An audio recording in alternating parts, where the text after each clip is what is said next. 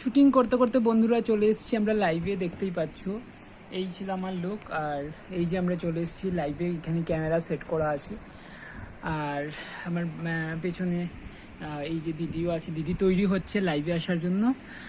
আর এখন আমরা লাইভে আসছি, বেশি কিছু বলবো না। তো কেমন লাগে ভিডিও অবশ্যই জানিও।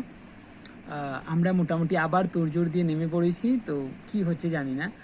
আর আজকে যেহেতু আমার মেকআপগুলো মানে বাড়িতে নিয়ে গেছিলাম, মানে এখানে সেট থেকে, কারণ একটু ধুয়ে রাখতে হবে, অনেকদিন কাজ করিনি, শ্যুট করিনি বলে। তো তার জন্য আজকে আমি ভালো করে লুক সেট করতে পারিনি।